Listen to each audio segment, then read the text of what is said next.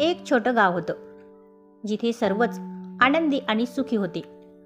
पण त्या गावात एक अपंग युवक श्रवण राहत होता. श्रवणला जन्मापासूनच दोन्ही पायांनी चालता येत नव्हतं. त्यावर त्याची आई दिवस रात्र त्याची काळजी घेत असे.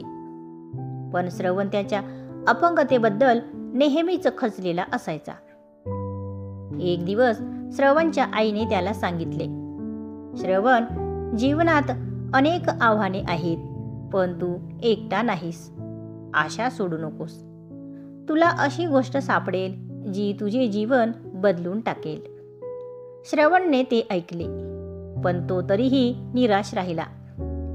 गावात दरवर्षी एक मोठा उत्सव साजरा केला जात असे आणि या उत्सवात सर्व लोक जमलेले असत. श्रवण त्याला उत्सवात जाण्याची इच्छा होती, पण त्याच्या पायांच्या अडचणीमुळे तो घरीच राहिला. त्या उत्सवाच्या दिवशी गावात एक साधा पण सक्षम घोडा आला. तो सर्वांच्या मनात हर्ष व उद्दीपन निर्माण करत होता.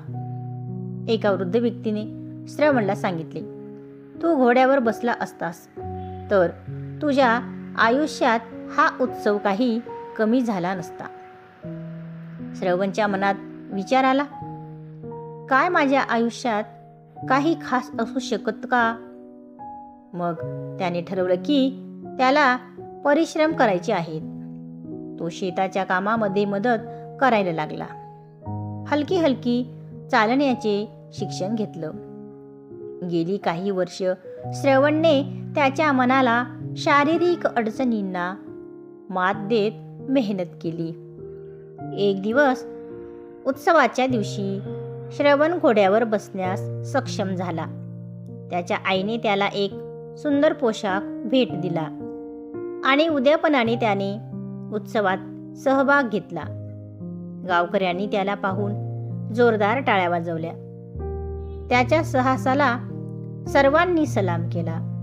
त्या दिवशी श्रवणने अनुभवलं की आयुष्यात प्रगतीसाठी मेहनत आणि धैर्य आवश्यक आहे. कथेतील बोध: आयुष्यातील अडचणींना कधीही भिजवून टाकू नका.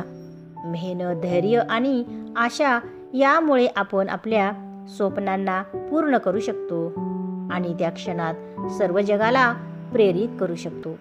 तर मित्रांनो, तुम्हाला कशी वाटली गोष्ट ते कमेंटमध्ये नक्की सांगा आणि चॅनलला नक्की सबस्क्राईब करा. आणि तुम्हाला कोणत्या प्रकारच्या कथा ऐकायला आवडतात ते नक्की सांगा. धन्यवाद.